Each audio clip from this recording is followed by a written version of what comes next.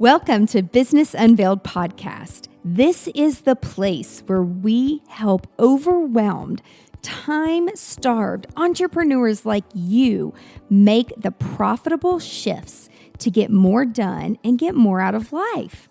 I'm your host, Angela Profit, award-winning 8-figure entrepreneur and CEO.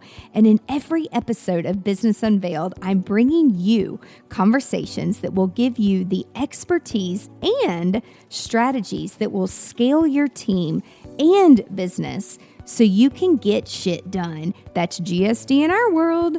So get your time back and grow a business that helps you be present in your life. Let's do this, y'all. Today's podcast is being brought to you by one of my very, very favorite platforms called Kajabi. If you're looking for a platform to host a website, to capture leads, to convert leads, to do a simple sales funnel or a lead page, Kajabi houses all of that stuff under one roof. One of the things that you will love, it removes all barriers of using technology. It can help you soar your business online and scale your business. It is absolutely the easiest platform I've ever built on the back end. And for the user experience, it is amazing. And it is so easy to use. For an exclusive rate and to get a free trial, go to my link, angelaprofit.com/Kajabi, Kajabi. Before we get started today, I have a question for you. Are you too busy to do one more thing, to add one more thing to your plate? Chances are that you're feeling like you don't have enough time in the day to get everything done. You're pulled in a million directions. There are so many distractions, notifications. You may not be sleeping. You find yourself saying yes to the wrong things, and you're stressed. Is it ever going to end? If you want a solution to overcome distractions, I have a free gift for you. You can go grab my free video course. This is a 4-day short video course that will teach you what the first steps are to stop the distractions, increase your productivity, and get your time back. You can register today for the 4 steps to better productivity at gsdsecrets.com. Hi, y'all. It's Angela. I'm back for another episode of Business Unveiled, and you are in for a treat today. So I know on a lot of our podcasts, we always focus on being a better business owner and an entrepreneur and share your experiences. And the experience that my guest is going to share today is so interesting. And when I was reading about the guest and when I was watching his TEDx talk and listening to the story, I'm like, this is like shit that how I grew up when I was a child, like stuff that my dad and my family was like running around with, like crazy stuff that it's like you don't know you're running around the wrong people until like something jarring like sneaks up behind you. And that's kind of what we're talking about today. And so I'm excited because, okay, let me just back up. So think about Silicon Valley and Indiana Jones, which y'all know I don't watch a lot of TV, but I do know who Indiana Jones is. I've never seen any of the movies though. But our guest has a new book. It's called Chasing Black Unicorns, which I love unicorns. So why would I not listen to it or read it, right? And so our guest today, he is one of Poland's most respected internet entrepreneurs. And I know that he is because when you read into the story, it's like he went from that to ending up on like the most wanted list in Interpol, which I think that's how you say it. And he's just been all around the world. So Marek Zmyslowski, I don't even know if I butchered your last name or not, but welcome to the show. Thank you so much. Great background you have given me. Although I must say that I'm probably not most respectable just because of the Interpol situation. Most known for sure. But yeah, thanks so much for being here. And hi to everyone listening in. Yeah. So we have to back up because we were chatting before we started recording. And so I asked Mark, I'm like, so where do you live now? And he's like, well, when, the year 2020 was a very unexpected year for all of us. And Yeah. you've really been and lived in a lot of different places. So before you even get there, like, take us back, like, to your journey. I think you said you grew up in Poland, but like, what led you to working with some of these financial services companies, which Mhm. we'll get into your story, but how did you even get there? Like, what was your journey to get you Yeah. there into that industry? Yeah, so I'm gonna try to give you like the 90 seconds version of my life. Yeah. Born and raised in Poland. I was born in the late 80s, so that was the end of capitalism. Oh, sorry, the end of communism. Now it's the end of capitalism. I'm laughing. It was the end of communism in Poland and the beginning of crazy capitalism. So I was raised by a very classic traditional family. My father was a soldier, my mom was a teacher. They were both making money from the government salary.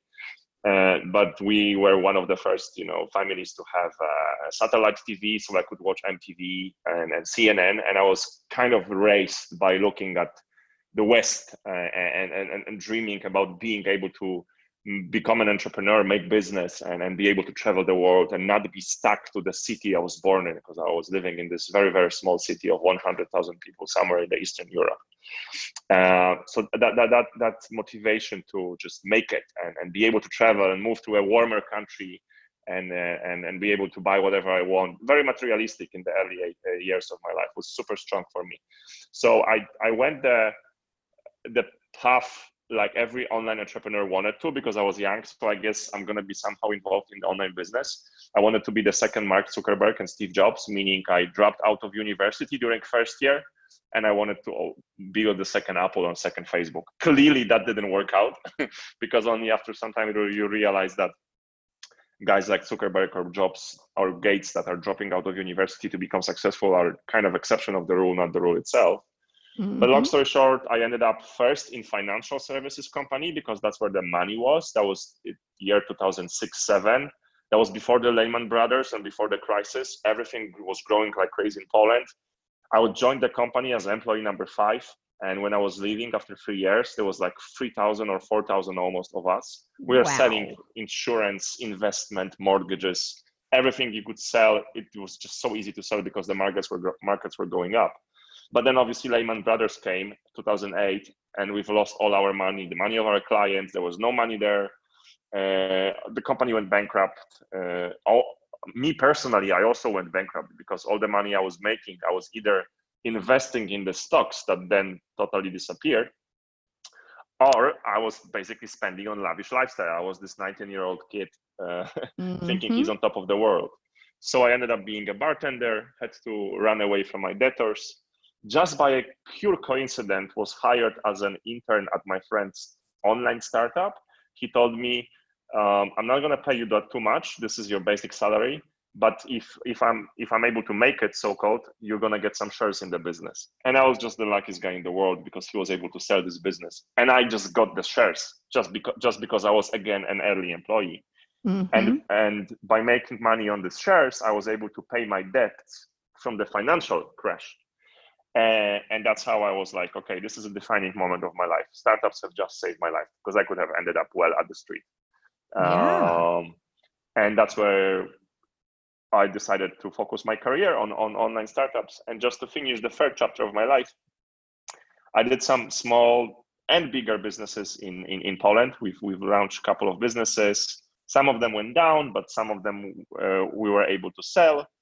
But at some point, I felt like I wanted to realize the dream that I was watching when I was a teenager in MTV and CNN. And I was like, I want to find a way to have an international adventure because all those businesses I was doing, they were in Poland.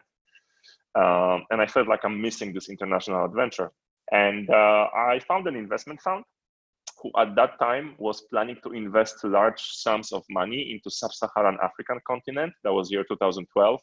And Uh-huh. basically this investment fund wanted to build a second Amazon, the Amazon of Africa. And they were Yeah. looking for for experienced entrepreneurs from Europe that were crazy enough to join the team of, again, early employees that will work for them for not a lot of money, but for shares as well. Because again, if the company becomes a success, you will earn a lot of money just by having those shares. And I knew how that feels because that was my first adventure with startups. So long story short, 2012, I moved to Nigeria without knowing much about the country, without knowing much about the continent. Probably this is why I moved, because if I knew more, maybe I wouldn't go. But long story short, after after 8 years, because that was last year, the business we've launched ended up on New York Stock Exchange. So that was one of the extremely positive adventures of my life. But in the process, I've also invested in other companies in Nigeria in the last couple of years, including one of them where I got myself into trouble with the powerful Nigerian businessman, I just put it this way, who at some point tried to blackmail me to give back the company. And in order to do that, they've paid Nigerian police to put me to jail. Long story short. So that was the extremely negative adventure.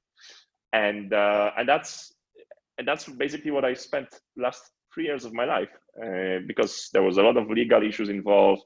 I also wrote a book about it. And that's where I am today. That wasn't 90 seconds. That was like 900 seconds. Sorry for that. No. But it's like I just have so many questions. So like how, because like if anybody listening, if you haven't listened to the TEDx talk, you're going to have no clue what I'm talking about. But I want you to tell people, you literally had no clue. It seems like that you were like, you really had to overcome challenges like from all these criminal gangs that were running the market. And then you really had no clue until I think you were at the airport, and then you were like on the most wanted list. And like, were you completely blindsided and caught off guard? Or did you have some type of like inkling, like, okay, I kind of know that this is like not right, but it's not about me. So like, I'm just going to keep doing it. Like, tell us how that all happened and unfolded, because it's just crazy. It's crazy to me. Yeah, it does sound like an action movie, but Totally. I guess it's even better than an action movie because the best scenarios are being written by life itself. So, long story short, we had this big software company in Western Africa that was building software for hospitality sector for big hotels on the west coast of Africa. And my local business partner at that time, at some point, decided he doesn't need this Polish entrepreneur anymore in the company. He figured he can run this company on its own. Unfortunately, this is a typical scenario in exotic countries when there's a foreign investor, someone from a different region comes to this country, needs help of someone local, and then that local person decides, okay, I don't need this foreign guy anymore. He already brought the company, he helped me build, I'm going to run this on my own. And they're usually taking over this company and kicking out the foreigner from the country. That's not that easy to perform such a trick with software companies, because I might be kicked out of the country, but I still have control over software, right? We all live in digital world. You probably know a lot about that. So at some point, he basically tried to take over the company by going behind my back to all other board members and telling them, I will pay you out, just give me the control over a company. If you help me kick out this Polish guy out of the board, I'll give you some more shares, be on my side. His plan didn't work. They all came back to me. When I realized what has happened, I was able to kick him out from the board, this time the legal way, because his actions were designed into attack the company in a way.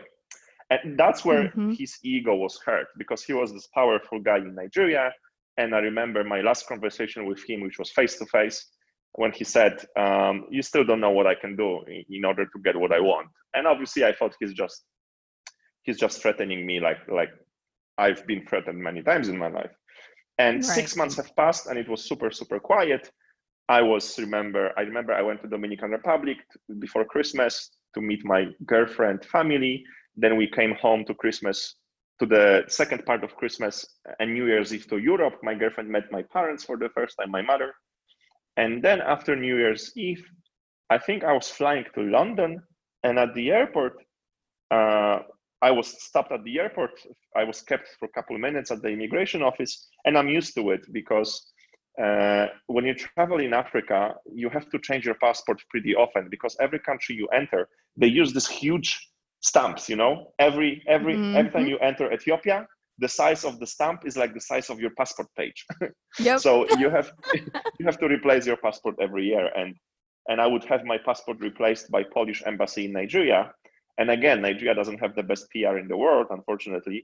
You are at the airport, and the immigration officer sees this passport of a Polish guy, which is distributed and printed in Nigeria, not printed, but stamped in Nigeria. Yeah. They usually like to check me twice. So I was like, okay, check me twice, that's fine. And a couple of minutes have passed. I'm not even understanding what's happening around me, and suddenly those two big dudes come behind me, and they tell me, okay, you're going with us now. And then they told me that I was taken to this room with no windows and so on, classical case. I can do one last call to my lawyer, like you see in the movies. And then he tells me that apparently I'm wanted in Nigeria for a so-called high-scale financial fraud. And the arrest warrant says that I'm supposed to go to jail for apparently 21 years. And obviously, yeah, it's a funny thing about Nigerian law that for a certain amount, you go to jail for 5 years. But if you allegedly steal more than a certain amount of money, which I think it's a very curious amount of money, which is like $210,000 or $215,000, it's a very precise amount. Then the penalty goes from 5 to 21 years. And obviously in the arrest warrant, I allegedly stole precisely that amount of money. So I go not for 5 years, but for 21 years. But that's another story. Oh my God. And obviously it takes me a couple of minutes to digest everything. And then I realized what happened. Obviously my Nigerian ex-business partner has bribed Nigerian police in order to put this arrest warrant to bring me back to Nigeria. They would most likely keep me in jail for a couple of days, weeks, or months, depending how tough I am. And trust me, in a Nigerian jail, no one is tough. They would probably give me papers to sign. I would probably sign everything they would give me, which basically meant giving control and shares of the company. And that's basically the scheme. And here I have to give you a caveat, because Interpol is also involved. Interpol, imagine, is working like Facebook. This is one huge platform for all the police organizations in the world that has a very noble goal, right? If there's an international criminal, you want the police to cooperate to bring him down, because otherwise he would be taking advantage of the fact that we live in a global village and he can never be chased. And that's a beautiful and noble goal for this Interpol organization to perform. Just like Facebook has a noble goal to connect people. But as we know with Facebook also, it doesn't always work out the most beautiful way.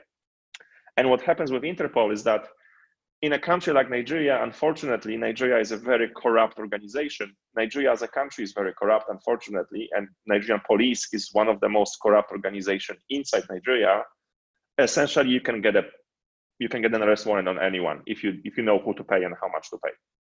And because Nigeria is a member of Interpol, all you need to do is to go to any police station in Nigeria, as long as they have access to the Interpol system, they have internet, find a police guy that will write down an arrest warrant, stamp it, sign it, then go to any judge. It can be the most local judge, not any federal judge, the most local judge also in the city. He signs it for you. And then you go back to the police station, they put it into the system, and immediately in 165, because I believe this is how many member countries there are in Interpol, all the countries now know that you are wanted for anything that they put onto the arrest warrant, and you will be extradited to Nigeria after some procedures. No one checks this really, unless you are a very high profile, like a president of, obviously when Iran issued a red notice, because essentially they did a red notice on me, which is the most serious notice that you can issue after anyone. And I remember recently, this case was pretty loud in the States when Iran has issued a red notice to extradite Donald Trump to Iran because they broke the law by killing the military officer.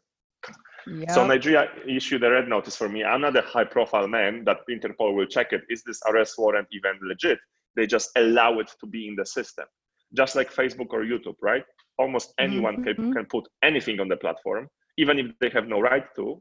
But if someone has put something that belongs to you, good luck. Good luck talking to Facebook and asking Facebook to take it down, right? You know how long it works. Right. And that's unfortunately the second part of this whole blackmail that people in business that know who to pay, how to get their way, use, because that red notice is designed at putting me in one country, because at that point I couldn't leave Poland. My passport was taken. I was still lucky that I wasn't put to jail until I was extradited to Nigeria. I was able to be let go as long as I stay in Poland because my passport was taken, and somehow defend myself. But because I can travel, and last 10 years of my life I really spent traveling and running most of my businesses in Africa, obviously it is designed at me losing money. They will either bring me to Nigeria so I sign all the papers, or they will make me slowly bleed out of all my savings by trying to fight this case, because there are tens of thousands of problems like that in Interpol. You could write a separate book just about how dictators and corrupt businesses are abusing the fallacies of the Interpol system. I guess I was one of the luckiest and also, how do you call it, stubborn guys, that instead of agreeing on what they essentially wanted me to do, which is giving the shares of the company and resigning from the board, I decided to fight the case legally, because I had the resources and I was stubborn enough. It took me 2 years. I had to take Nigerian police to court in Nigeria. I had to take Nigerian police to court in France, because France is the headquarters of Interpol. And I had to defend my extradition request in front of the Polish court. And after 2 years and a lot of gray hair and a lot of tough moments, I was able to win all those 3 cases and write a book about it in the meantime. Because the book was for me kind of like a psychotherapy, because I was able to figuratively and literally leave all those emotions on a piece of paper. So you were stuck in Poland, so you had to stay there and fight this for 2 years. And did you just have like really damn good attorneys? I think so. I think that's the quote in my book. I love that quote, that when problems happen, you can only count on your family and lawyers, but you have to be able to afford the second the lawyers. Right. I think I was very lucky with the lawyers, yes, because I essentially had 3 lawyers, and they were freaking expensive but good. The first lawyer was my lawyer in Nigeria, and that was the lawyer that I used to work with for a couple years already, because I was running businesses in Nigeria.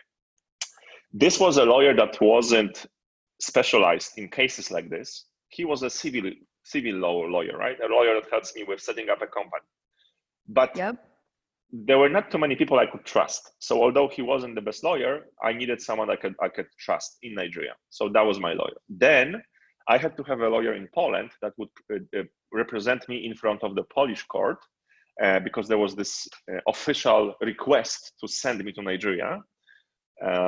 And that was a very good lawyer. And then, most importantly, I had a lawyer, funny enough, from Miami, from Florida, which is a lawyer that is specialized in Interpol abuse cases, like the one that happened to me. There's not enough lawyers who have such a narrow specialty, and this lawyer really helped us navigate the very bureaucratic system of Interpol, because that's exactly the problem, the bureaucracy of Interpol, which makes you lose time. I know people that have been fighting this for 5 years and they see no end.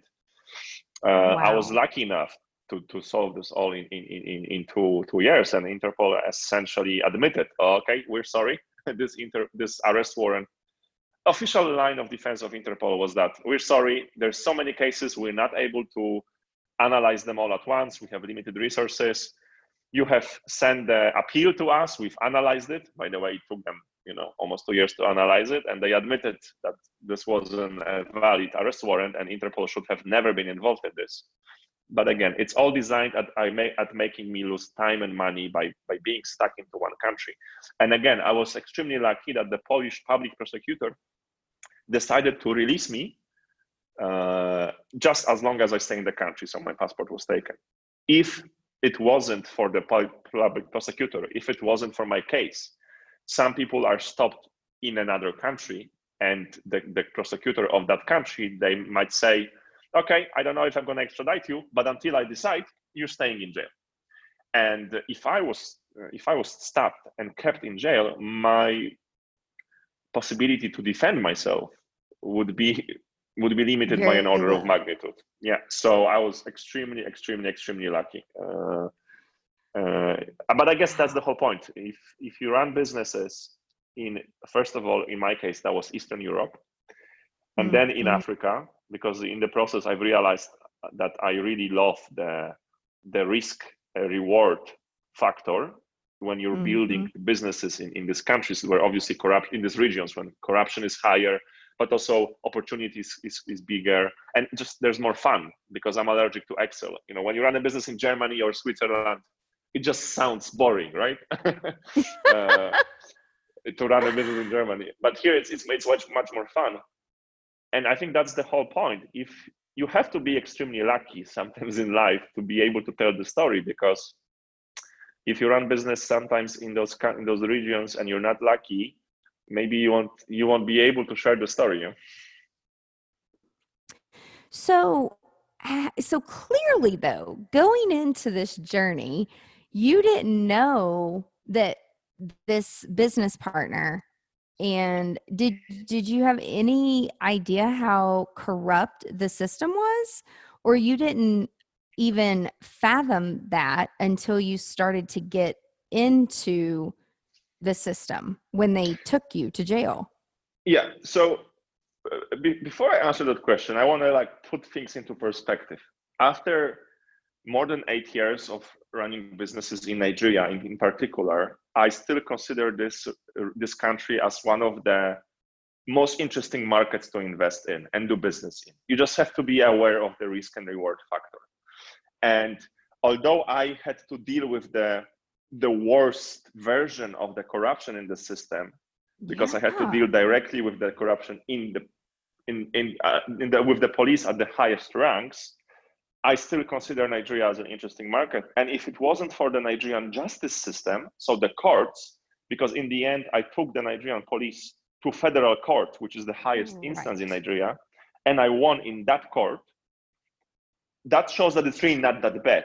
I was just extremely unlucky in that particular situation. So my book is not about telling you how bad Nigeria is and why you should stay out. I think it's the opposite.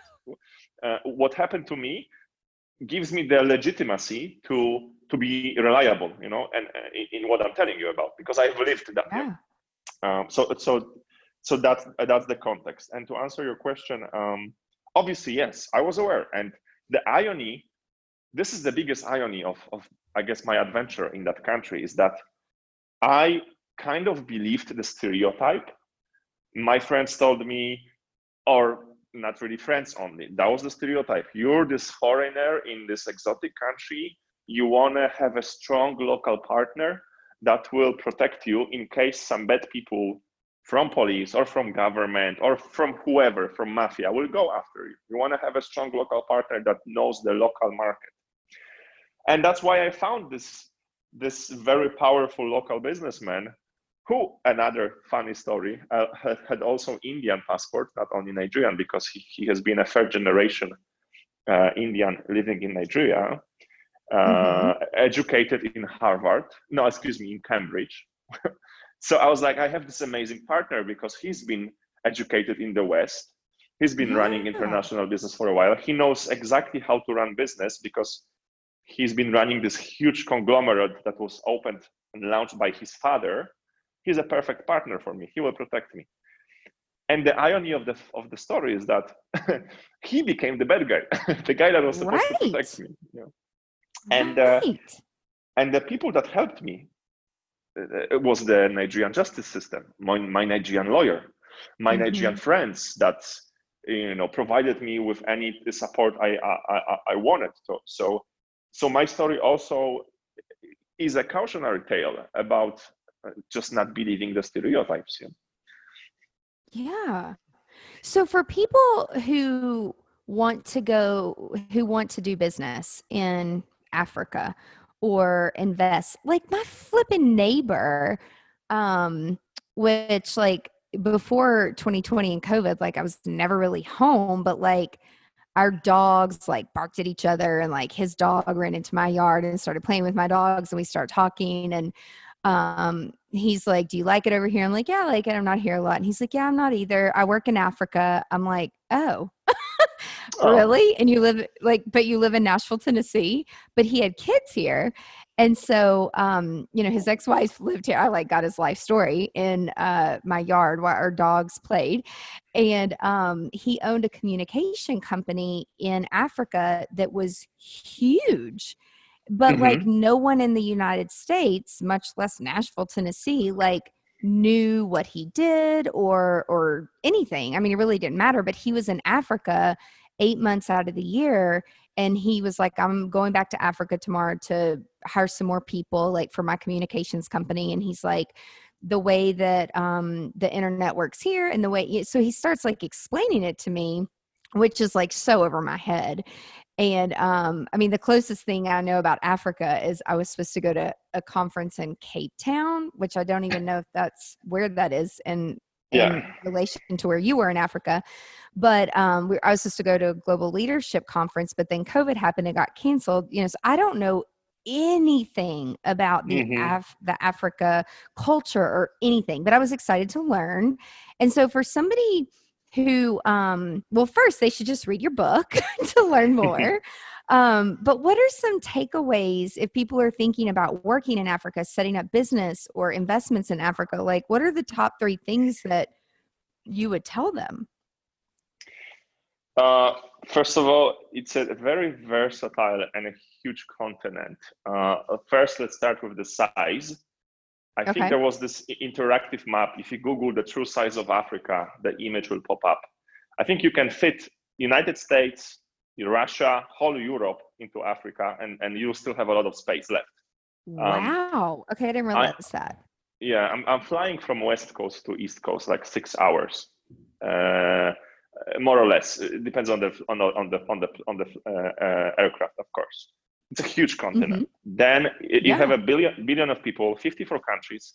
The countries is really a fake concept, artificial concept, because they were created 100 years ago by colonizers. But the ethnic groups that have the real thousands years of history, there's more than hundreds of them, many thousands local languages and tribes. Um, Africa is, I mean, the nature is so different. You're on the east or on the south. It feels like middle, like Europe. Or you're on the north. Obviously, it feels like Middle East. Then in the middle you have the desert. Then you have also high mountains on the east where sometimes it's even snowing. Extremely versatile also in terms of nature. Wow. Just vast continent that has a lot of challenges. It's really hard to scale a business fast because there are infrastructure challenges. There's a big disproportion between the rich and the poor. You can't just look at the data and thinking, oh my God, it's a continent with billion of people. I can sell anything there, because there's a big problem in terms of how much money the people have, how well educated they are. So a lot of challenges. But to sum up for me, this is how I always look at it. And sometimes people which are oversensitive, they will accuse me of being a white savior. There's this thing called white savior complex. Also Google it if you want. But I keep Yeah, I've saying never this. heard of it. I'm like, what's that? It's very funny. I mean, if you don't like someone, you will see that person walking on the water. You will say that she doesn't know how to swim. Yeah, you can always spin Gotcha. facts around. For me, Okay. it was always this. In Germany or in Poland right now, if I want to make business in my area, I don't know, online applications, fintech solutions, and so on, I'm just most likely going to come up with another way for people to live their life even more comfortably, to charge the credit card on a regular basis, whether this is going to be an app or a faster car or another type of movie or game or whatever. When I arrived in Nigeria. I see that I can solve much more basic challenges of life. Like, for example, we've built the first website that allowed you to book a hotel online, or first e-commerce shop that allowed you to buy something online. That was like a real life need that changed your life quality by a significant portion, right? Because you don't have to spend now 4 hours by going to the shopping mall, which is on the other side of the city, and so on. And then in the second wave, I've noticed that all the people that we have hired, because we opened call center, we hired drivers, we hired marketing people, many times very young people fresh out of university, but the quality of the education in Nigeria wasn't the best. So we were giving them a lot of knowledge. Obviously, many of those people at some point left, maybe to another company, but maybe to open their own businesses. And it's extremely gratifying for me to now catch up with my first-time employees from 8 years ago, and many of them have built their career in the companies we've built. Some of them have left; they went to work for banks. Some of them they opened their own businesses, and they say that the experience that I am able to put into their CV of working with these international companies that at some point arrived to them, helped them either get a better job, raise money from the investors, learn something. So we somehow transferred the knowledge into them, and now they're well better off, because otherwise it would be hard for them to break through, because the opportunities were just not evenly distributed and still are not. So that's what's really gratifying for me. That I don't know how naive that is, but you're making money, but also you kind of see a positive result by building this real capitalism, not the capitalism that destroys environment, not the ones that just, moves all the profits into tax havens, but the capitalism that changes people's lives on a daily basis. Another example, when I hired my first driver, because in Nigeria, the traffic jam is so crazy, I would spend 4 hours just by, behind the wheel. So you have to have a driver that takes you everywhere. And I remember we bought a car, and then he was paying for this car from his monthly salary, and the car became his. And then he bought another car, and I recently spoke to him, and now he has 4 cars and 3 employees. He's still driving this car. But when I met him, he had no car. I bought the car, and then he was able to buy this car from me by paying me part of the salary back that I was paying to him. Yeah. And that's just so cool to look.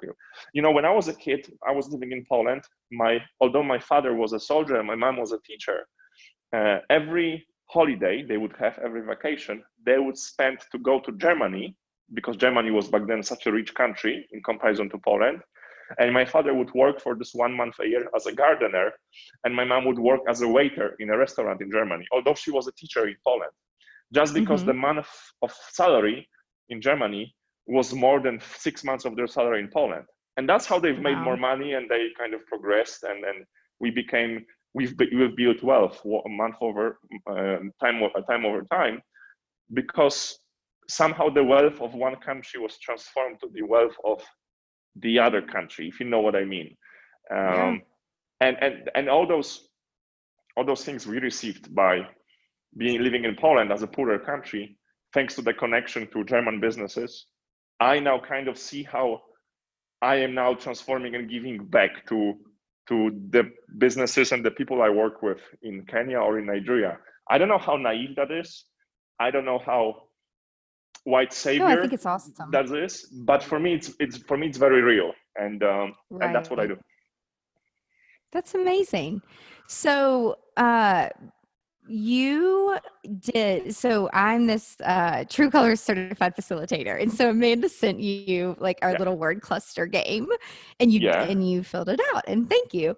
And so your story though is very much in line like with your numbers. And so I know that you probably don't know what any of this means because you haven't done True Colors before. But just like all the others, like Enneagram and Myers-Briggs and, all of that stuff, which I want to tell you what this stuff means. And then I want you to tell us like about more. I have some more questions about your book, but like just your story and like how you have, like you said, you're lucky and you're stubborn. Like, when people tell me, they're like, oh my God, you're so lucky. I'm like, oh my God, no, I'm hard-headed. I'm stubborn. I'm going to make sure that I see this through because there's justice and there is a right way and there is a wrong way sometimes. And so to me, it's just the determination of winning when you know that you Mm-hmm. didn't do anything wrong. And so, then yes, like God's going to place certain people in your life that you're going to surround yourself with the right people to help you get there. So like in your colors, you were 18 orange, 15 gold, 8 blue, and 19 green. So what these different colors mean, which I know you guys are listening, so you can't see this, but Mark looked at the pictures and then rated the pictures by what he's seen. And so your highest color is green, meaning Mm-hmm. you love numbers, you love data, you're good at numbers, you're good at finance, you're good at research, and you're smart, and it's all driven by data and facts. And so you would be able to figure your way out of pretty much anything, especially if you know you didn't do it, because your lowest, which we call it your palest color, is blue, which is Mm-hmm. 8. And so which that's the emotional part of business, and you don't let the emotions drive the outcome. You are based Mm-hmm. on data. So when I was reading your story and it was like talking about like finance and your investments, that all made total sense for the green. Then your second color, which is, you're only 1 point off to orange. So you're 19 green, 18 orange, which is very close, which the orange is you're a risk taker. You are not bound by rules or deadlines or a Mm-hmm. map that anybody gives you and says you have to do it this way. You have an open mind about things. And the fact, like when we were first talking, you're like, I've lived here and I've been here and here, and now we're here and then we're going to move. And, it's like that's the orange side of you where you get bored easily. You're not going to sit still in any country and let some silly business deal because one idiot like turns you in or something and try to put everything off on you. It's like, no, you have the data, you have the facts, you surrounded yourself with the attorneys, you got yourself out of the shitty ass mess that you got put in, but then you were still like optimistic about it. And then you're like, I'm going to share this with people to educate them. So, because otherwise, like, why would you just keep this story to yourself? And so then your next number is 15, meaning like high gold, like Amanda, she's very high gold. So, and that's very purposeful because like she is a GSD queen, meaning like she gets shit done. These are the people that like are loyal, and there are systems and there are boundaries and there's a right and a wrong. So if Mm-hmm. you were like a super high gold person, you would have probably had a tougher time adjusting and adapting to like what the hell just happened to you. Yeah. So it's all based on like your personality. I can tell like this like crazy story, which I see as like a business opportunity because you came out way stronger. And look at how many people you're helping, and look at how many people that you're teaching them to be an entrepreneur. You're giving them the tools. And at the end of the day, like that does feel good to be able to give back. And so going into the book though, I want to know like, how did you pick the title? Like, where did Chasing Black Unicorns come from? Like, did you come up with that, or like did somebody else come up with that? Yeah. By the way, when you were, trying to analyze my personality, you can see this, but I was nodding all the time. It all makes sense now. In terms of the book title, Yep. "Chasing Black Unicorns," for me, it's very symbolic because unicorn in my sector in online business, unicorn is this basically a company launched by private capital that was able to achieve a valuation of minimum $1 billion, which is like this unicorn that everyone talks about, but no one knows if it exists. Everyone tries to find it, like a yeti in a way, but unicorn is cuter. So I guess this is why we call it unicorn, not a yeti. Ah.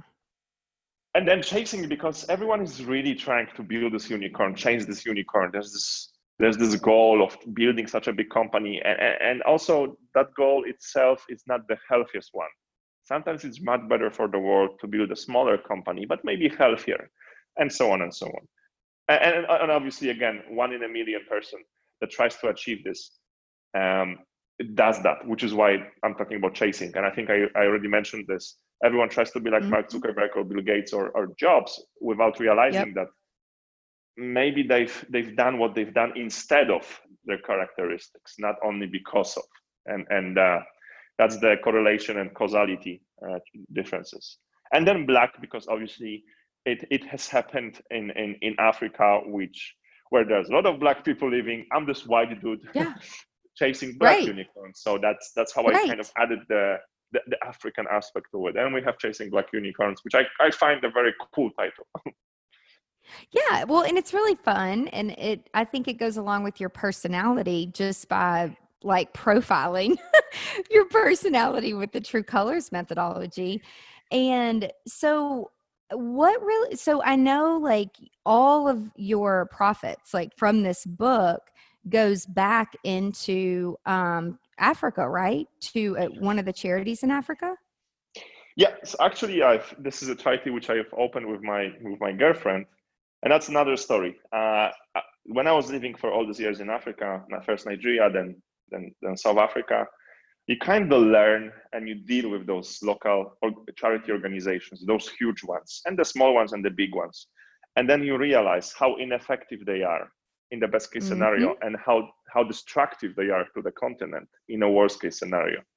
I do believe that we have done to Africa way more harm than good by giving them so much aid, which was distributed in a very wrong way. But that's another story.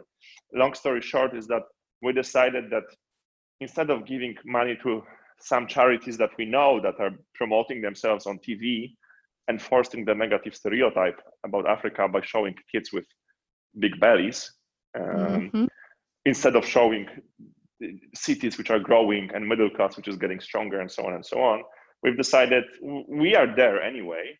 I have people I know, and I know how to distribute my own money in a better way. So, and I also wanted to help a group of people, which is, forgive me my curse here, but if you're screwed by the way you are, by the location of where you were born, who are those people most screwed by life? That even if there's a second Einstein being born, she or he will never become a second Einstein. And I didn't need to look far. There's this state in Nigeria called Borno. There's this city called Maiduguri, where Boko Haram, which is the West African arm connected to ISIS, is very active.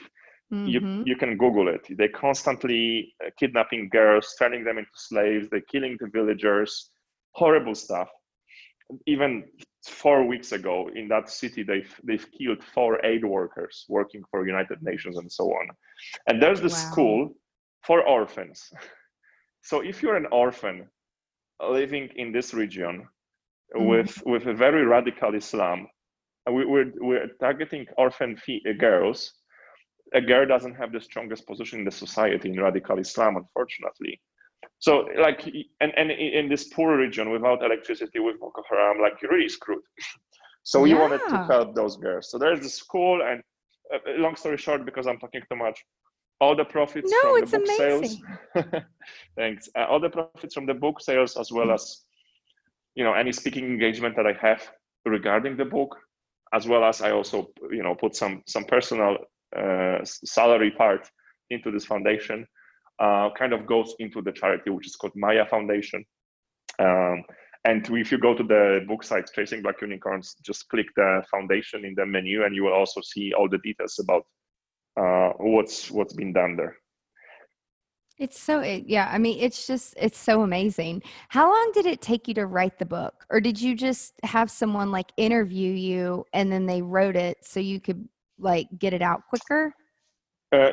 So I tried this, but it wasn't really faster for me because I've tried it. I've done the huge interview, and then that person wrote it as a sample. And I was like, we're going to spend more time by me improving you than I prefer to write it on my own. Yeah. And writing the process is a great process to learn how to put your thought into paper. It teaches you discipline, teaches you clarity. You send better emails at work. Extremely valuable skill to have. And also I was writing about shit that happened to me, a couple months ago, very powerful stuff emotionally for me, and a couple years ago. So if you write about something which is so close to you and so you're so emotionally attached, you have a flow naturally. So I was writing like crazy for a couple hours per day. So I wrote the whole book in 3 months. Okay. And then I gave it to the publisher. And that's where the most painful process started, because the publisher gives it to an editor. And then the editor, which is an expert about how to write a book that people want to read, but he messes with your kid, the book is your child now. Yep. And when he gave me the book with his corrections, there was more red font than my own font. and that was the most painful part, like adjusting the book and changing the content and the form the way he suggested. That was actually a woman, a great editor, she. And that part took 6 months. That was the most painful part. Wow. And then it's just details, but choose the cover, choose the subtitle and all that stuff. So all in all, it took us from writing the first letter to seeing my book in a bookstore, which is a cool feeling, by the way. Yeah. It took 12 months. But I think that's pretty good. I mean, a lot of people I think so, yeah. Yeah, they go through it. They're like, it's about a year. So I mean, I think that's really good. And by the way, for y'all that are listening, you have to go to the website, which we'll put all this in the show notes, and click on the foundation link, because these children that you and your girlfriend, I mean, these precious, precious little kids, like, what are they, like 3 or 4 years old? Like in these pictures, they're so little. All these little kids. I think the main photo with me and Jelica, we actually took that in Bhutan. We went at the orphanage there. So we helped that orphanage once when we were in Bhutan. That's what the picture you're probably looking at. But then you scroll down, that's the photos from the school in Nigeria that we're helping. Yep. But kids here and there, doesn't matter. They're all cool. And we are actually trying to help, especially those kids which show some talent in mathematics, in science, in hard topics. Because if you have someone that is good at maths, then once you push him into the right direction during his primary school, high school, he or she can become an accountant or a web developer. It's much easier to predict whether you're going to be successful in life, if you're going to so-called make it, if you're going to be financially stable, when you point your career into that direction, because accountants, engineers, and web developers will be needed for sure in the next years to come, which is not that obvious. The probability is lower when you go into philosophy or soft kind of skills. But when I have someone in the foundation that is good at maths, I know that I will be able to help him with an internship or with a university, because in the end, that is my sector. So I'm targeting the help towards kids in that case, where I know my probability of success, and by success, I mean them becoming financially independent in the long term, in 10 years from now, or even more. That's my success. So was my help sustainable? Because, sending laptops is cool, but what then? Buying a meal for 1,000 kids once in a village is cool, but what afterwards? So I prefer to help. I prefer is the wrong word. These are tough choices to make, but with the limited resources that you have, you want to focus on a group where that help will become sustainable, and those people will stop needing your help at some point, and they can even then help someone else. So you have that ripple effect. Absolutely. So you're in Dominican Republic now, and so what's next? Like, do you know, like, what's next? Oh, it's so hard to plan now, right? With the whole situation happening in the world. I am extremely lucky to be where I am with life, considering everything that happened to me. Because staying in a beach house in Dominican Republic and trying to wait until the COVID madness is over is one of the coolest places to be in. Like we've discussed earlier, I was stuck in Barcelona when the first wave hit. We were living in Barcelona, and first 3 months we could only leave the house three times to do shopping. It was crazy. That's crazy. Yeah. So nowadays we have a garden. Me personally, I'm still involved very much in the online business in sub-Saharan African region. We have We have a big digital marketing agency where a lot of big African brands work with us. But also, I personally involved myself in the solar energy business. I've invested in a company called Sunroof from Sweden, which is going to be the European Tesla killer, because Tesla, Ooh, besides I building love cars, Teslas. Teslas are amazing, and besides the cars, they also do roofs. And this Swedish company is essentially their competitor in Europe. And like I told you earlier, I like Africa because I feel like I'm making money, but also doing something good. And I also see that it doesn't matter how naive that is. For me, it's real. That by investing in solar energy, investing in renewable energy sources, you kind of trying to tackle the current issues we're facing in the world, including climate change, to say the least. So that's my kind of like a second big bet in my professional career, besides let's just say online businesses in sub-Saharan African region, which is a very strange niche, and I know that. And my second bet, just to be slightly more diversified, is solar energy. Actually, which is now our main market is Western Europe, but then hopefully we'll also expand to Africa. But this is how I'm kind of keeping my eggs not in the same basket, which is, I think, very important for us now when we're dealing with all those uncertain times. Yes. But no matter what is going on with the economy, the solar energy and like how that is growing is, I feel like it can't go backwards. Like it can just go forward to help things. And I used to do some luxury weddings on some private islands. And so I got to know some of these owners, which I didn't even know that existed, until I started to go do these weddings for clients. And one of the islands that I was a consultant on, they wanted it to be, the two owners wanted it to be fully powered by the sun. Yeah. And it was so cool, like some of the technology and like the things that they were talking about, but they were also getting grants and funded because they were building this energy efficient island. Like it's just to think back that was a couple of years ago. It's crazy because like the average consumer, the average American, unless you're like pulled into some of these projects, like you have no idea like how big of an impact some of these things can make, like not just in the US, but like in the whole world.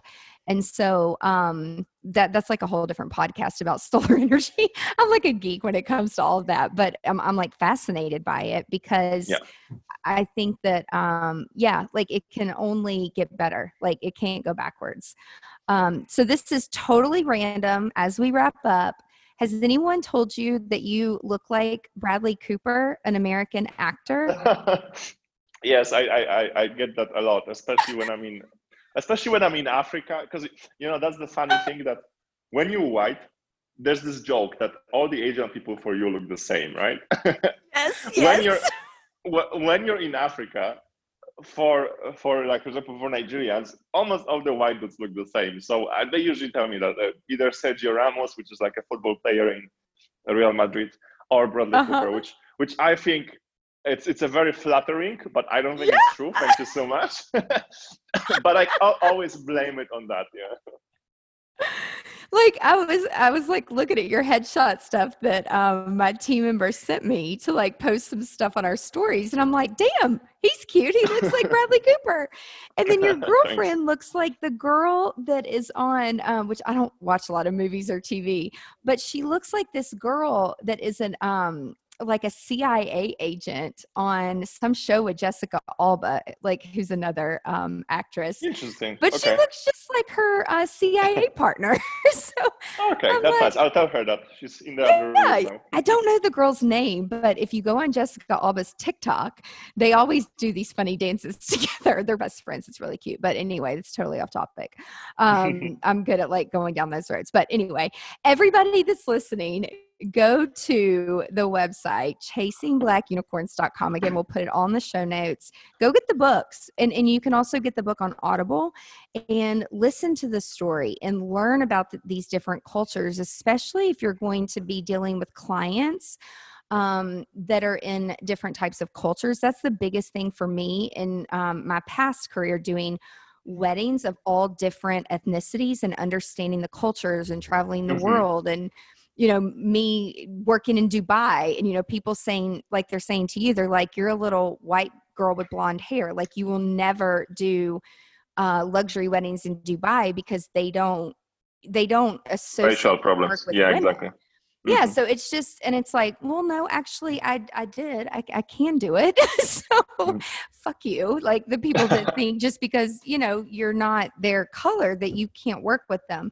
And so it's just been a crazy journey to learn about it. And so, yeah, I was super interested in your story, but I loved talking with you today. I could talk to you all day, but our time is up, unfortunately. So, and I know you're very busy, but I thank you for your time, and everyone that's listening.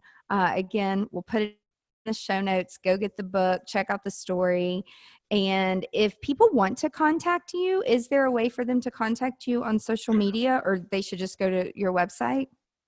Yeah, I'm on all those main social medias when you just Google my name, Twitter, LinkedIn, Facebook, Instagram. But my name is very hard to pronounce, so I want to spare you this. If you go to the book site, you'll have all the links to contact me there, chasingblackunicorns.com. Yes. Thanks so much for allowing me to share my story. It was really a blast. And oh my God, we did speak for more than an hour already. The time has passed. I know. I know. So everybody that's listening, thank you again so much for your time. I hope you guys have a wonderful day, and be sure to tune in next week to another episode of Business Unveiled. Bye. That's it for this week's episode of Business Unveiled. Now that you have all the tools that you need to conquer the world and GSD, get shit done, would you share this with your friends and fellow business leaders? One thing that would really, really help us and help new listeners is for you to rate the show and leave a comment in Apple Podcast, Spotify, Stitcher, or wherever you tune in and listen to Business Unveiled. You can check out the show notes at angelaprofit.com/podcast and link up with us on social media so you can share your biggest insights. And I want to know your aha moments. Until next week, remember, the profitable shifts and structures you're creating in your business help you be more present in your life. So get out there and GSD.